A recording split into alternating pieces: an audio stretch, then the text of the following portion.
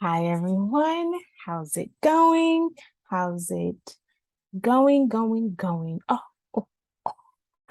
And I have my headphones on. And why do I have my headphones on? Because Beyonce dropped. Yes, she did. Okay. So last night at I was avoiding honestly, spoilers doesn't bother me. So I wasn't getting spoiled by um I wasn't getting spoiled by all the different people who were dropping something and blah, blah, blah. Um, because I knew that I was going or leaking music when it wasn't supposed to, because I knew that I was going to listen to Beyonce when uh it officially uploaded to my phone, and I bought a box. I guess I should wait. No, I'll do another video tomorrow when my box comes. My Ivy Park, I've worn some of it already. The new launch, another one just dropped, just came. So I'm excited to wear that, etc.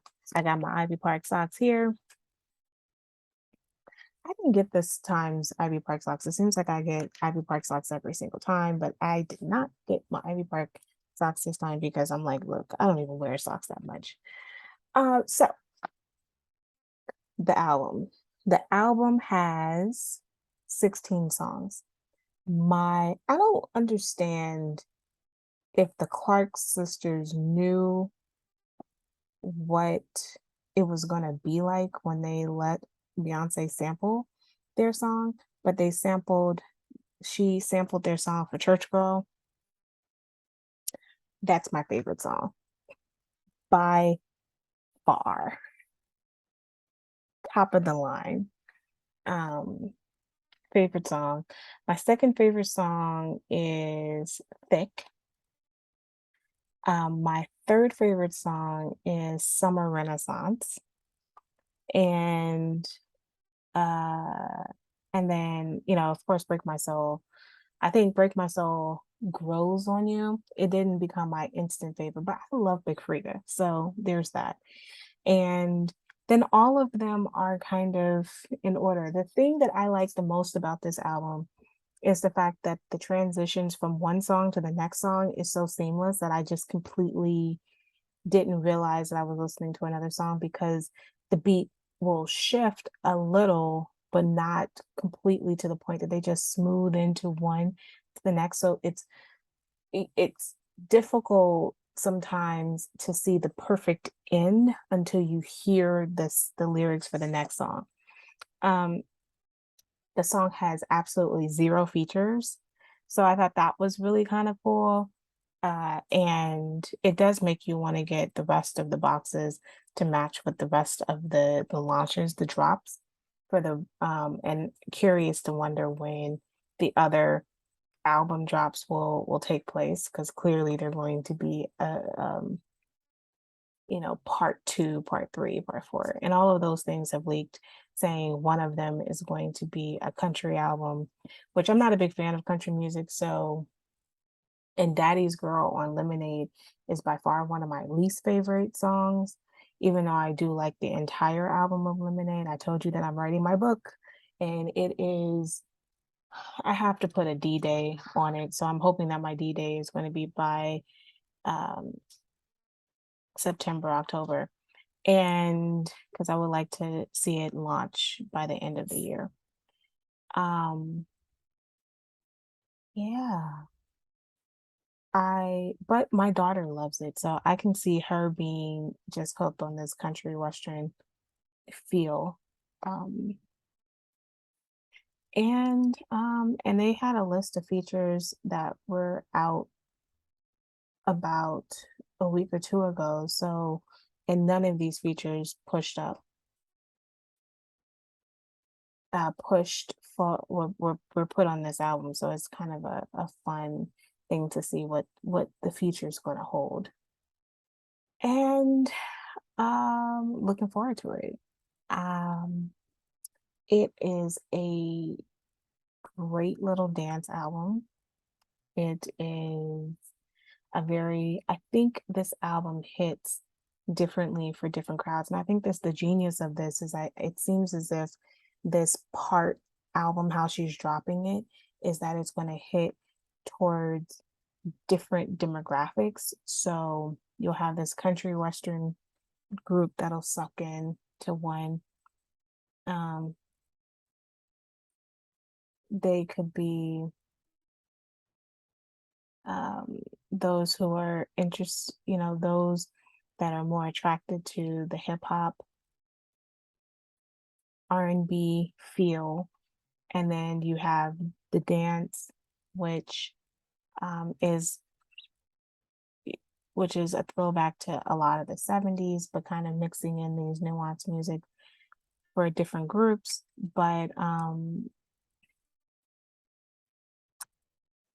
it's great. It's a great compilation album. The vocals are, of course, seamless. I know that people talked a lot about the Virgo song, Virgo's Grew, when it comes to her vocals, but honestly, I thought Pure Honey, um, Summer Renaissance were so spectacular that it's just um, vocal wise. Plastic Off the Sofa is the closest I think that you can get to a ballad, but there are no real ballads on this album. But it's a fantastic album. It's fun, enjoyable. It absolutely gets your body moving. My son always is walking around saying wiggle wiggle because he just likes the sound of wiggle wiggle. Um, but it's what a lot of people were hoping in, and it's a good album for what we have just all collectively experienced for 2.5 years with COVID. Now, the cool thing, one more cool thing before we talk about a sad thing, is that collectively, collectively, collectively, collectively, Twitter was listening to this album together. And it was really kind of cool that on so many timelines, we're all kind of listening and giving input like, oh, this is my jam. This is my hit. Oh my gosh, this is how I feel. And then you're beginning to get a lot of different people who are giving all of these Black references and historical aspects. And because this album really gave tilted its head a lot towards those in the gay community, especially during the 70s and 80s, during the dance scene. And people are like, oh, this album would have been done perfect. Or if, especially if Pose was still out, Pose is no longer. But who's to say that this may not spark another inspiration for something? Who knows? And who's to say that we may not get some members of Pose possibly in a video? And and I think that would be a pretty dope idea. Okay. Finally, one other additional aspect that we need to add to this mix is the controversy. Khalees decided to get up and put out a video because she was extremely disappointed that she was not mentioned, that no, that she was not asked about this sample, and she didn't clear the sample. Now, people are on the side of she should have got a phone call. Well, here's the problem. And we could argue that there is a level of respect that could have gone into this. But and I'm torn here because yeah, a phone call probably would have been cool, but Khalees doesn't own her music. And so they cleared it with who the people who owns it. And the people who own it is Pharrell. Now Pharrell, absolutely could be a more problematic, it could be, part of the problem, and she has a problem with Pharrell. Like, why couldn't Pharrell possibly call her to say, hey, this is going to be released to Beyonce for this particular thing? I have to also say that I'm not saying that Khalees isn't um a, someone who has made a contribution. I'm gonna say that I have not bought a Khalees album. Even in her heyday, I only listened to whatever came on the radio.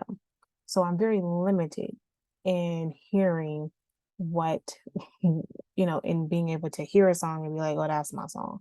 Or she should know, oh, that's my song.